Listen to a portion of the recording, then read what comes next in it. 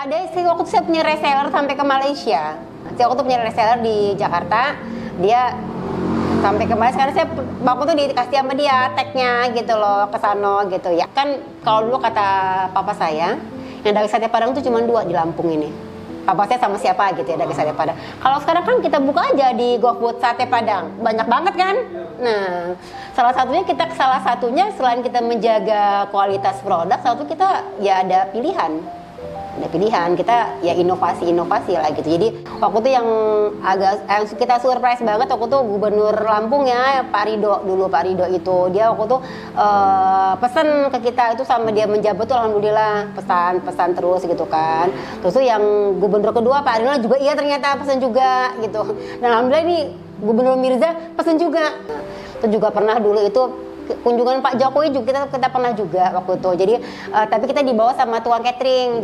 Jadi mereka bawa karena waktu itu makannya itu di bandara. Itu di bandara.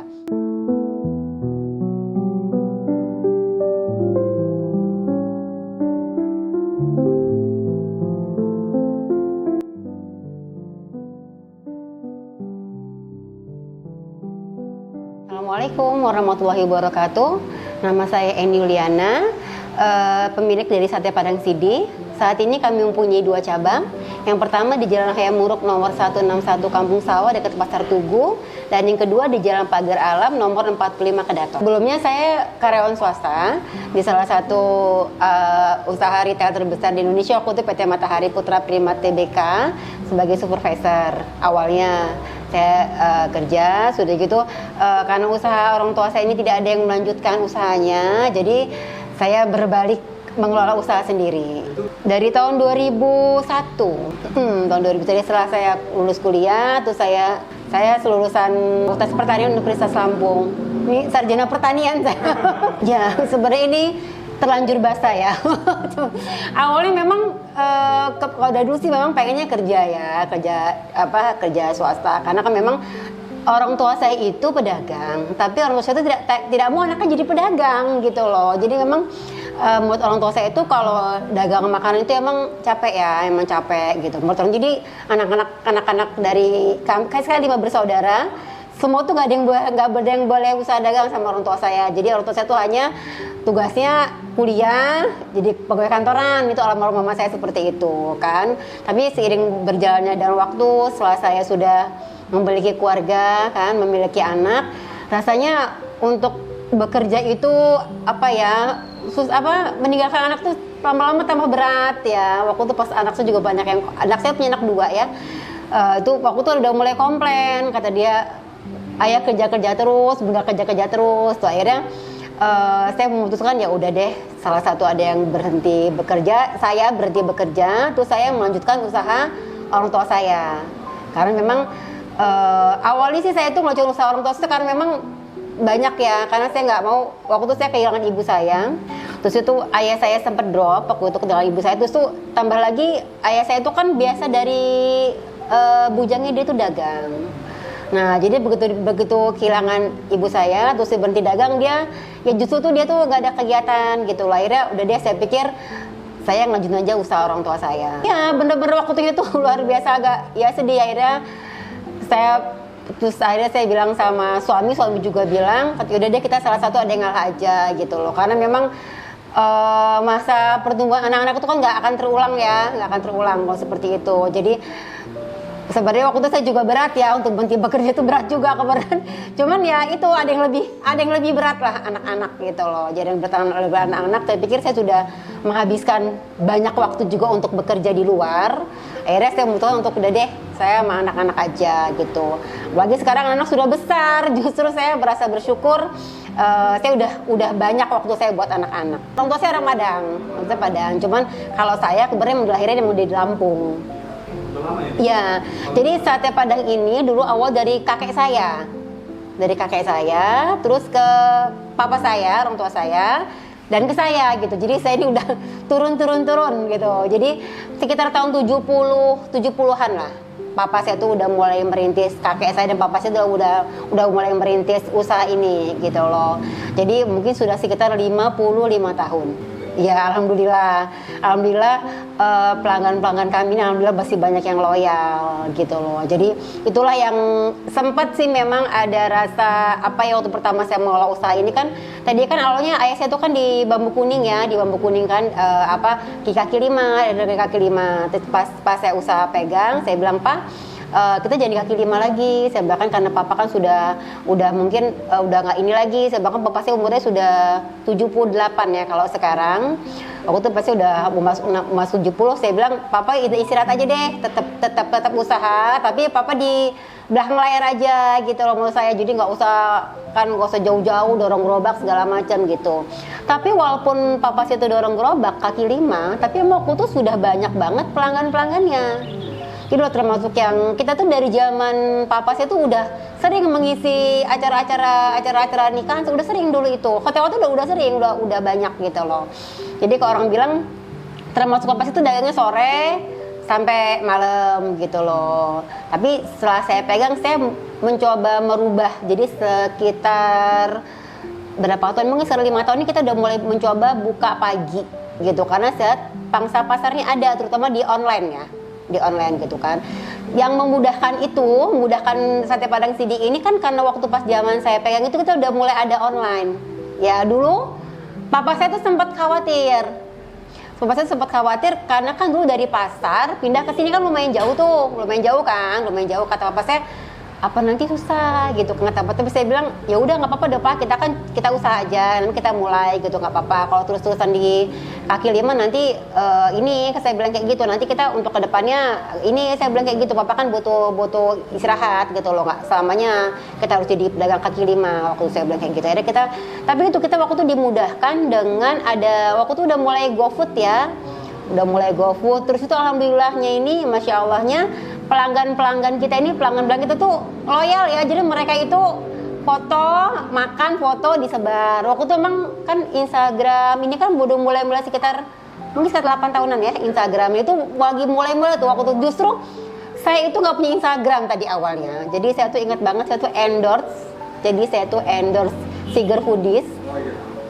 Jadi waktu dia tanya ke saya, Uni punya Instagram nggak? Dia bilang, udah nggak punya, saya bilang kayak gitu. Jadi yang bikin Instagram tuh Siger Foodies, ingat saya tuh. Dia bikin Instagram, harus ada ini. Cuman waktu itu memang sana saya dulu ada basic di supermarket saya, Superpesa adalah sedikit basic saya untuk mengelola manajemen ya. Kayak manajemen stok, manajemen karyawan. Karena waktu itu juga saya punya beberapa karyawan juga kan. Jadi memang ilmu itu tetap terpakai ya, walaupun saya dagang sate tapi tetap ilmunya itu tetap terpakai. Jadi saya bilang sama papa saya, kita dimodernin loh Pak, saya bilang, jadi sate padang ini kita modernin gitu loh. Jadi waktu tuh saya maunya tuh sate padang ini nggak cuman kan kalau sate padang ini biasanya itu kan pangsa pasar itu orang-orang tua ya, orang tua. Nah jadi saya mau mengubah mindsetnya. Jadi waktu itu awal itu saya banyak endorse. Saya termasuk endorse kayak Ale, kayak Domin gitu kan, terus kayak Siger Foodies. Terus saya juga banyak kesini saya banyak endorse yang lagi viral-viral lah. Kayak jajan, hobi jajan, topik kuliner. Pokoknya saya berusaha untuk ke semua kalangan. Jadi ya alhamdulillah sekarang ini pelanggan sate padang itu nggak cuman yang usia yang lanjut ya, kan saya suka lihat di IG tuh suka ada kan ya, lapor IG tuh kan ini konsumennya umur berapa gitu. Nah kita ngarepin seperti itu, sama seperti saya memulai sate padang ini mulai bukanya pagi. Kan bilang sate padang kok buka pagi gitu kan, siapa yang mau beli gitu kan, tapi ya alhamdulillah gitu loh, karena kan kalau mungkin yang offline mungkin memang nggak terlalu rame ya. Offline itu hanya weekend. Biasanya orang orang olahraga pagi itu mampir ya. Kita buka udah mulai jam 7 kita udah mulai buka gitu loh. Udah mulai buka jam 7. Ternyata ya online itu yang lumayan. Bukan berapa tahun, puluhan tahun. Iya. Terus papa itu pindah-pindah gitu loh, namanya kaki lima ya, misalnya sini digusur pindah gitu loh. Nah, jadi gini, orang tua saya itu tidak pernah membelikan anaknya ke pasar. Jadi ya memang mama saya sama papa saya itu memang itu, saya bilang awalnya mereka tuh nggak mau anaknya jadi pedagang. Mama saya maunya anaknya kantor gitu loh ya. Tapi kan itu jangan, tapi yang itu sekarang saya modernin. Kita sekarang ada freezer. Kita punya mesin-mesin sendiri, alhamdulillah. Jadi memang kalau dulu kan memang benar-benar tradisional ya. Jadi maksudnya memang kita nepung pakai tradisional. Terus kadang itu kita giling ke pasar. Terus kita nggak punya mesin, kita nggak punya freezer. Kalau saya saat ini kita sih banyak freezer ya. Banyak freezer. Jadi kita tuh minimal kita punya sate itu minimal 2.000 sampai 3.000 gitu loh. Jadi yang produksi, karena kan waktu tuh kita tuh suka dapat pesanan mendadak. Nah itu kesenangan proses tuh kan itu semuanya kan belajar ya step by step ya. Di waktu tuh saya awal punya freezer banyak itu karena itu kan pesanan dadakan. Jadi misalnya Uni besok 2.000 gitu kan. Gimana kan ya. Sedangkan proses kita ini kalau saya yang perlu saja, kalau sate Padang ini beda bukan seperti sate kambing atau sate ini, dia itu kan direbus dulu. Kalau sate Padang direbus, kalau saya itu standar kita tuh rebusnya 2-3 jam. Iya, sampai bener-bener lembut. Tadi coba lembutkan satenya. Nah, jadi saya selalu bilang ke bagian produksi tempatan kita sebagai konsumen. Jadi biasanya mereka itu sambil mereka ngiris itu saya suruh pakai filling, kalau nggak dimakan. Iya. Jadi kalau misal kita aja makan tuh keras bagi orang gitu loh. Jadi itu kan prosesnya lama. Jadi akhirnya kita berfreezer, jadi di packing. Jadi kalau sudah ditusuk itu di packing 200 dimasukin ke plastik, dimasukin ke freezer. Nah, jadi kalau waktu orang minta berapapun kita ready. Makanya kita bisa buka pagi.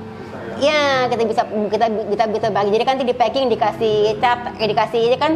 Saya dulu kan kerja di Matahari itu kan ada ada yang belakang gitu. Misalnya yang barang duluan datang pajangan kan, saya waktu itu ikut training itu kan, sebagai surprise kan ada trainingnya seperti itu.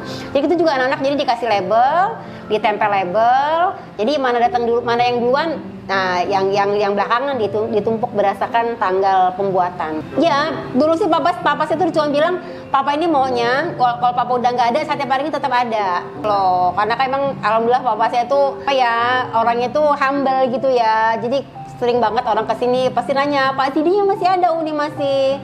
Papa saya tuh customer service-nya itu luar biasa ke Pak konsumen. Jadi itu juga yang saya terapin ke anak-anak gitu loh. Jadi dulu ke papa saya tuh kalau misalnya ibu-ibu beli gitu kan, udah tambahin itu Pak, tambahin papa saya. Tambahin bumbu, tambahin gitu loh, gak apa-apa. Kalau dia Mama tahu nggak kenapa kalau sate orang Padang itu kalau bungkus di rumah lebih gede, lebih banyak. Nah, karena prinsip orang Padang itu kalau di rumah dia makannya pasti sama keluarga.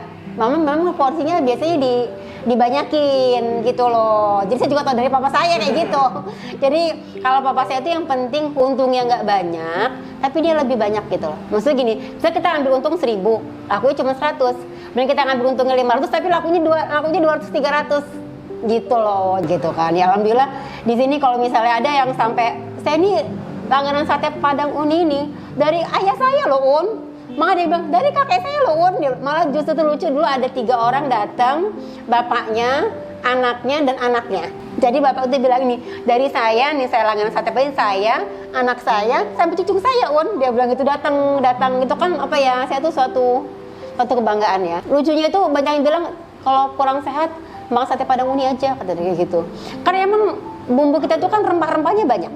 Jadi bumbu sate Padang itu ada merica, ada ketumbar, ada kapulaga, ada jinten, ada buah pala, ada PK, ada kapol. Jadi memang rempah-rempahnya banyak banget di bumbu sate Padang itu. Jadi mungkin yang jadi anget ya.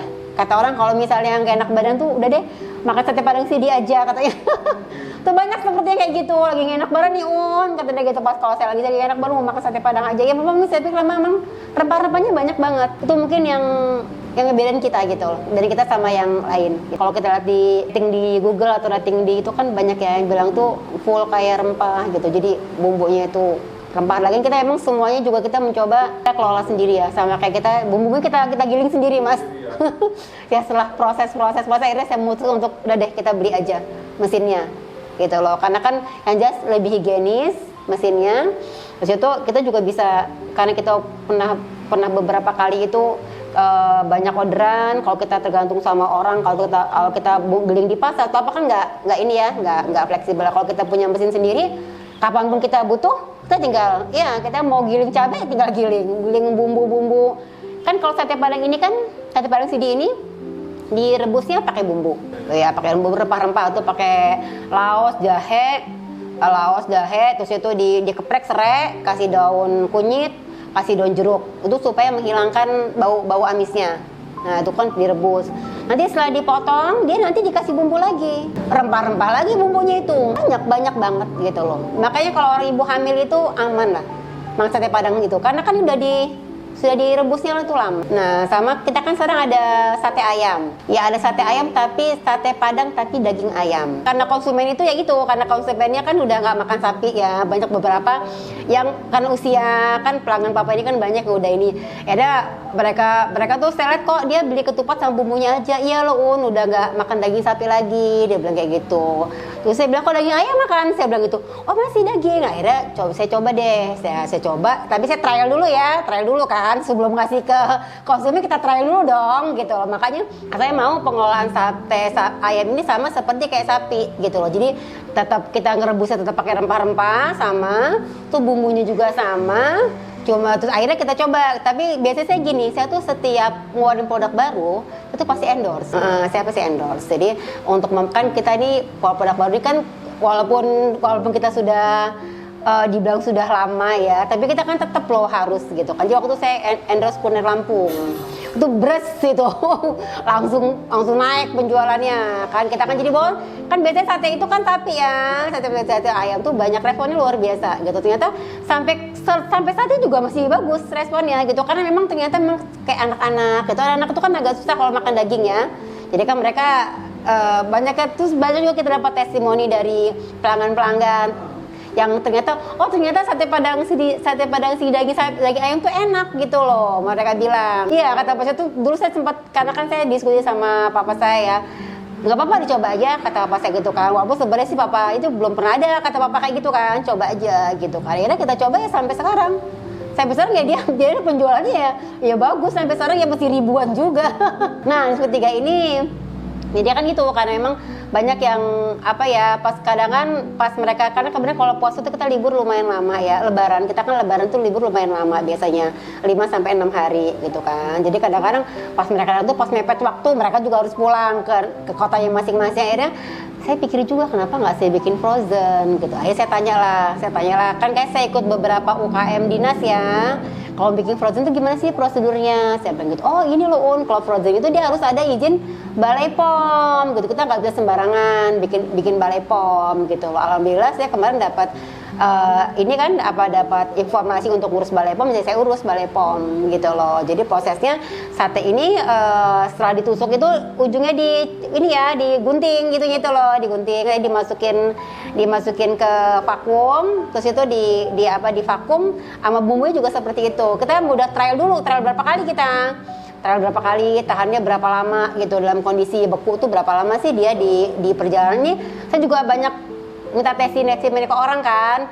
Kemarin tuh ada beberapa pelanggan yang bawa ke Jambi gitu, nggak pakai ini, nggak apa-apa, styrofoam itu tetap tuh masih bagus kok dia bilang gitu. Nih bawa ke Jakarta dia masih bagus kan maksudnya itu dalam kondisi ini nggak apa-apa gitu. Dan mereka praktis kan, cuma tinggal diangetin aja di teflon kan. Itu di dalam ini bumbu sate sama bawang. Kalau ketupatnya enggak, karena emang riskan ketupatnya, takutnya walaupun di vakum takutnya kenapa gitu. Akhirnya kita cuma sate sama bumbunya. Saya punya reseller sampai ke Malaysia. Iya, saya waktu punya reseller di Jakarta.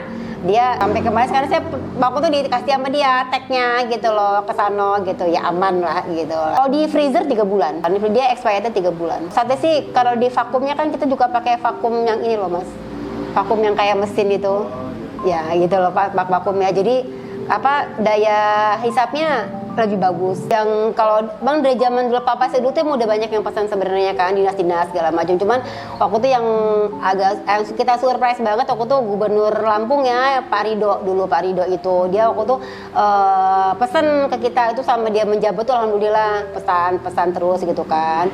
Terus tuh yang Gubernur kedua Pak Rino juga iya ternyata pesan juga gitu. Dan alhamdulillah ini Gubernur Mirza pesan juga gitu loh. Jadi udah tiga gubernur ya.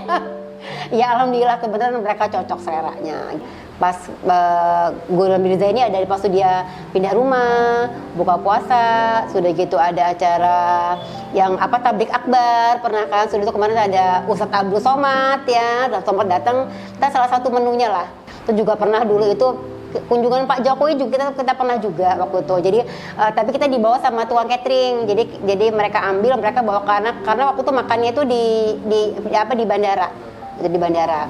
Beberapa event penting kita banyak gitu loh diikut sama beberapa hotel. Ya, beberapa hotel tuh Hotel Emersia. Itu kemarin besok tanggal 5 kita ada booking di situ, Hotel Emersia.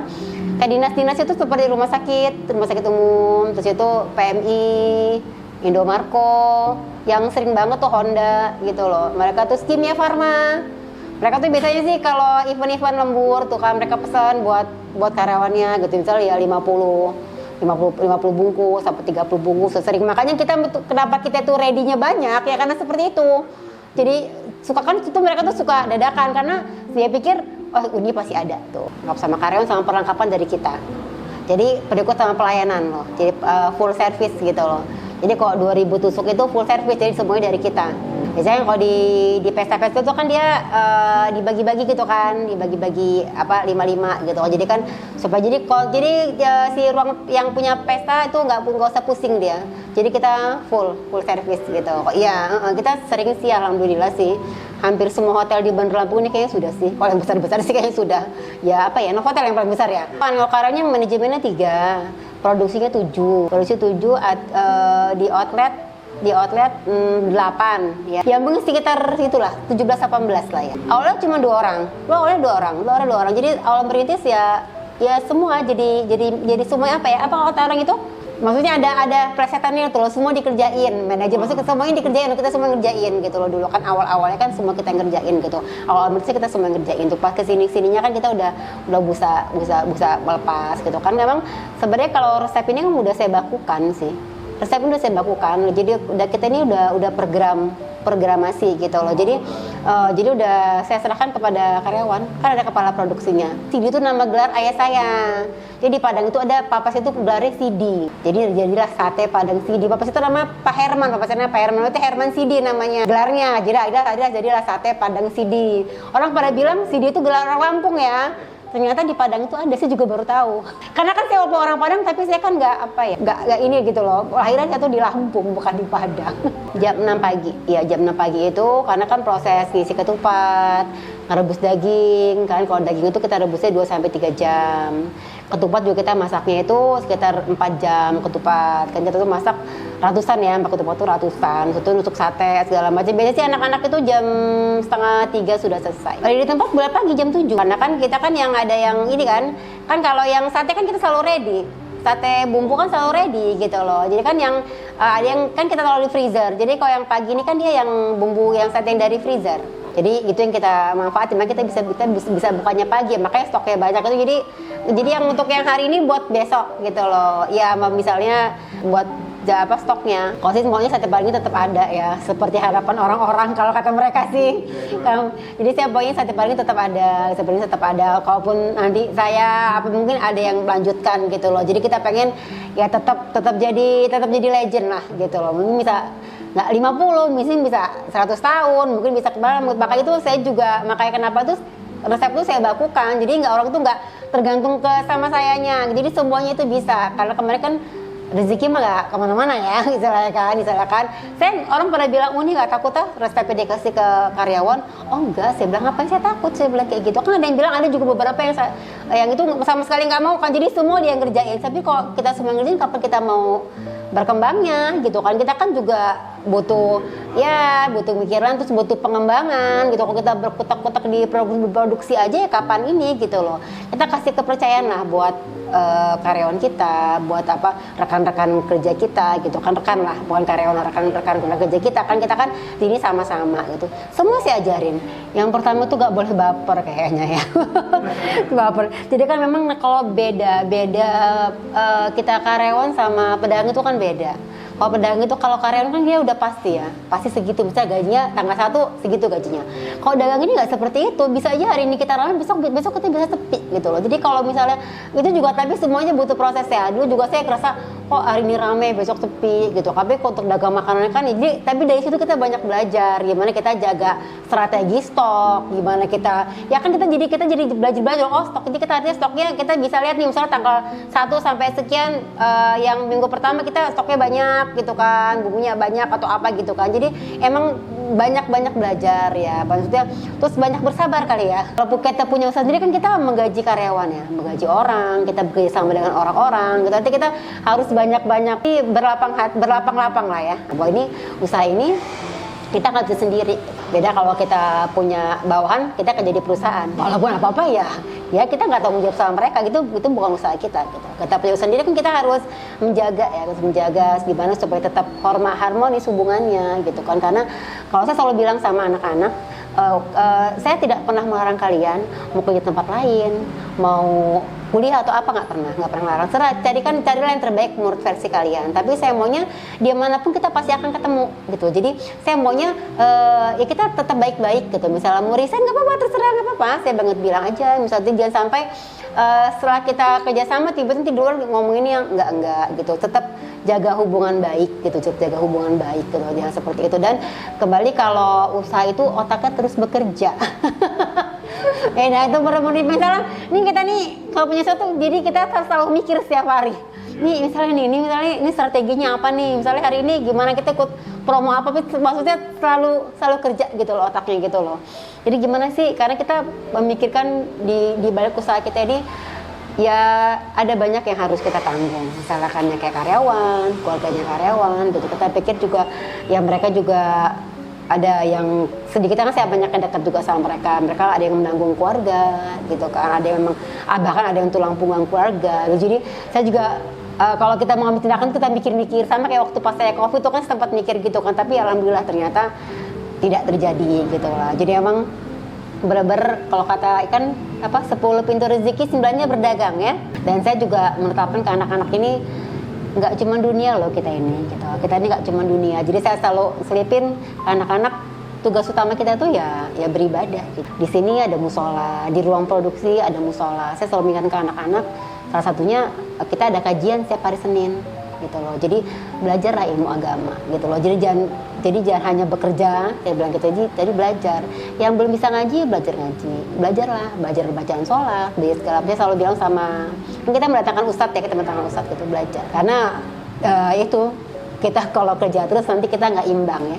Kita nggak imbang gitu lah, imbang dunia akhirat. Jadi kita apapun yang ini kita ikhlas emang, tapi itu butuh proses semuanya. Saya hanya berusaha mereka tuh mendapatkan semuanya di sini. Gitu. Jadi mereka dapat ilmu agama, dapat uang dari bekerja, gitu, dapat bisa menyenangkan orang tua, gitu loh. Jadi setelah apapun kita berusaha membuat mereka nyaman, gitu dalam segi nggak cuma dunia aja ya, dunia akhirat lah, gitu lah. Sate Padang CD ini harganya mulai dari harga 17.000 ya, 17.000 sampai 40.000. Sate Padang CD ini insya Allah sih ya rasanya tidak diragukan karena kita sudah 55 tahun ya. Buat teman-teman, buat pemirsa yang belum tahu, kami punya 2 cabang. Yang pertama di Jalan Hayam Buruk dekat Pasar Tugu, yang kedua di Jalan Pagar Alam di Kedaton. Jadi kita juga ada macam-macam variannya, ada daging sapi, ada daging ayam, ada yang full lidah, ada yang full daging. Kita juga punya frozen, kita ada frozen ini ada yang sate Padang ini frozen ini ada yang 5 tusuk dan 10 tusuk ya, ini tahan sampai 3 bulan kalau di frozen. Ini praktis banget ya, tinggal diangetin aja.